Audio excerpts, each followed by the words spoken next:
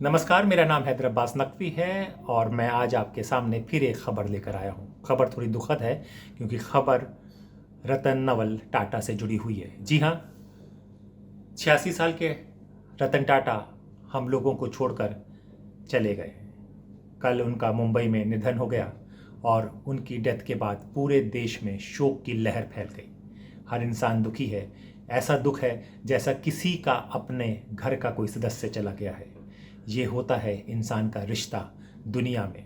हर इंसान दुनिया में आता है, बड़ा होता है, पढ़ता है, लिखता है, कमाता है, पैसा कमाता है, दौलत कमाता है, शोहरत कमाता है, लेकिन उसके जाने के बाद कोई भी दुखी नहीं होता। कुछ दुखी होते हैं तो उसके ख़ास लोग दुखी होते हैं, उससे जुड़े हुए उसके कुछ रिश्तेदार, पति पत्नी या बच्चे दुखी हो जाएं कि हमारे बाप चले गए, हमारे पिता चले गए, हमारे दादा चले गए।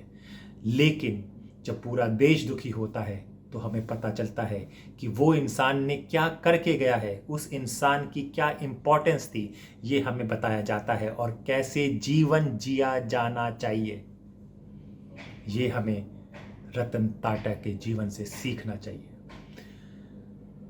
ये कई समय से देश के लिए काम कर रहे थे और इनकी कंपनी ने 100 का देशों में अपना कारोबार फैलाया और भारत का नाम ऊंचा किया। भारत के आज हर घर में टाटा का कोई ना कोई प्रोडक्ट है। प्रोडक्ट के साथ इनका सम्मान है क्योंकि ये किसी भी विवाद से नहीं जुड़े हुए हैं। इनकी जब डेथ हुई तो पूरे देश में शोक की लहर फैल गई, जैसा कि हमने आपको बताया है। प्रधानमंत्री से लेके विपक्ष के नेता राहुल गांधी सब ने ट्वीट करके अपनी दुख को झलकाया है, बताया है। सब ने अपने रिश्ते बताए हैं। प्रधानमंत्री नरेंद्र मोदी ने बताया है कि जब वो गुजरात के मुख्यमंत्री थे तो रतन टाटा के साथ काफ़ी मुलाकात होती थी। वो उनके घर जाते थे या रतन जी उनके पास आते थे और वो लोग देश का विज़न, किस तरह से देश में काम होना चाहिए और क्या विज़न रतन का है और क्या मोदी जी का विज़न है गुजरात को लेकर, इस पे चर्चा होती थी और उनके विज़न से काफ़ी कुछ सीखने को मिलता था। उनके विज़न से काफ़ी एक राह मिलती थी, एक रास्ता मिलता था डेवलपमेंट का, विकास का। एक सबसे बड़ी चीज़ जो निकल कर आ रही है परोपकार, कि केवल इन्होंने बिजनेस नहीं किया है। जब ज़रूरत पड़ी है, जब जहाँ भी किसी को भी ज़रूरत पड़ी है, उसके लिए मदद करने में कभी भी टाटा फैमिली पीछे नहीं रही है। और ये कहानी सिर्फ रतन टाटा की नहीं है।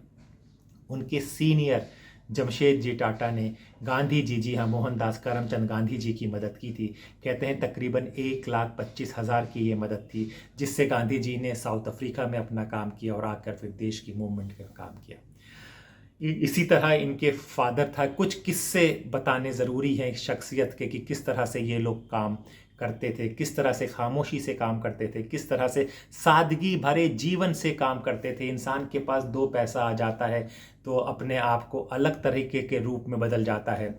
बड़ी बड़ी गाड़ियाँ, महंगी महंगी घड़ियाँ दिखाने के लिए और ये जताने के लिए कि वो सबसे ज़्यादा अमीर है, इंसान पीछे नहीं हटता। हम देखते हैं कि आए दिन हमने कभी मिलीनियर, बिलीनियर और देश के उद्योगपतियों की शादियां देखी हैं, विजन देखा है, किस तरह से वो लोग अपने आप को रईस बताने के लिए किस तरह की महंगी साड़ियाँ, महंगी गाड़ियाँ, महंगे आलीशान हाथी, इन सब पर काम किया जाता है। इन सब को दिखाया जाता है कि हम देश के सबसे अमीर आदमी हैं।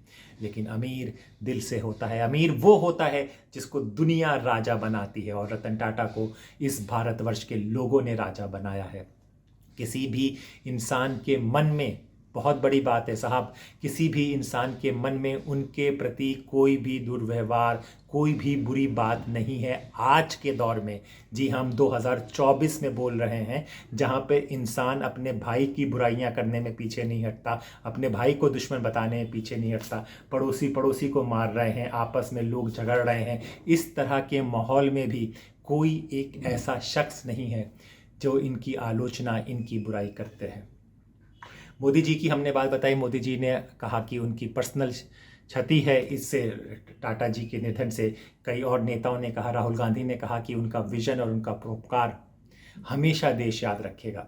अब राहुल गांधी की हम लोग बात कर रहे हैं तो 3 साल आपको बता दें कि बहुत इंपॉर्टेंट है राहुल गांधी और रतन टाटा के बारे में। एक 2012 की बात है। 2012 में कश्मीर में यूपीए की गवर्नमेंट में थी, तो राहुल गांधी ने लोगों से वादा किया था बच्चों से कि यहाँ पर वो काम लेकर आएंगे, यहाँ पे उद्योगपतियों को लेकर आएंगे, और वहाँ पर वो रतन टाटा जी को लेकर गए।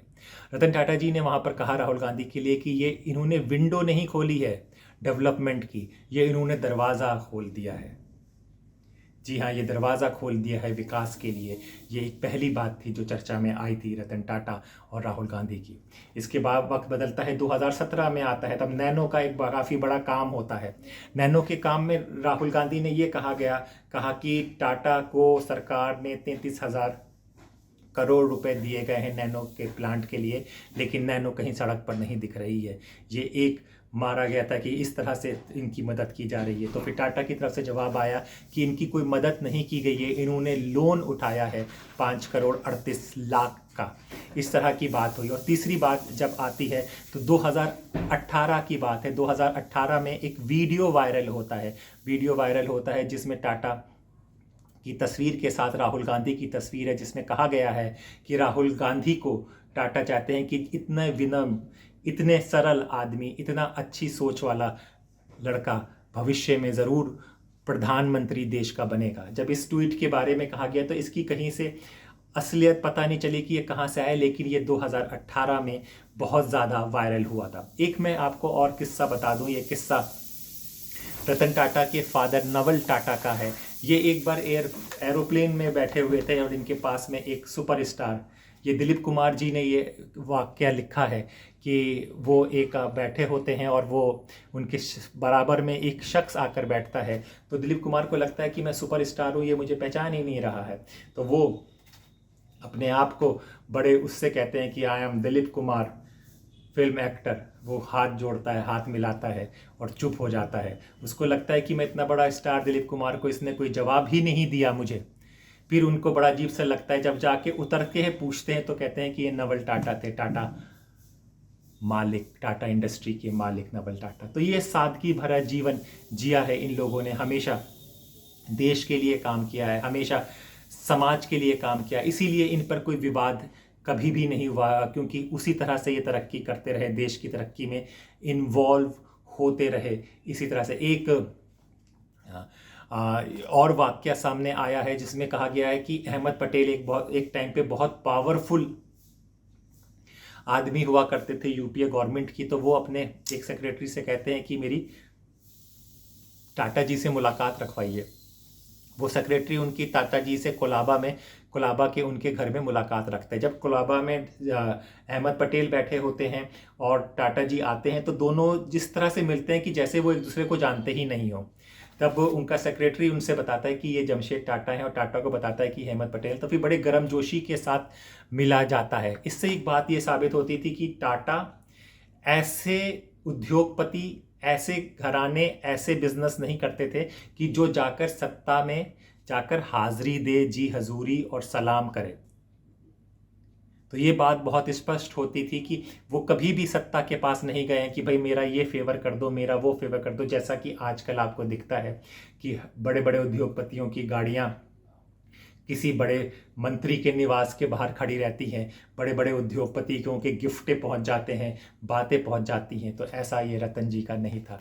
86 साल का जीवन जिया, बहुत अच्छा जीवन जिया। कुछ इनकी निजी बातें हैं कि इनकी शादी नहीं हुई थी, 4 बार इनकी शादी होने वाली थी, लेकिन किसी कारणवश से शादी नहीं हो पाई और ये पूरी उम्र कुंवारे ही रहे, बिना शादी के रहे। अपनी फैमिली है, ये अडॉप्टेड सन थे नवल जी के, और आगे इसी तरह से ये करते रहे।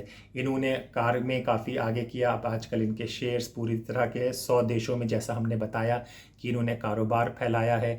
टाटा का नाम आज हर घर में है, इसीलिए आज सारा हिंदुस्तान दुखी है। हमारी तरफ से भी ये श्रद्धांजलि है कि आप जहाँ भी हैं, आपने इतना अच्छा काम किया और आपने जो विरासत छोड़ी है टाटा की, वो इसी तरह से चलती रहे। देश हित में, देशवासियों के हित में काम करते रहें। नमस्कार।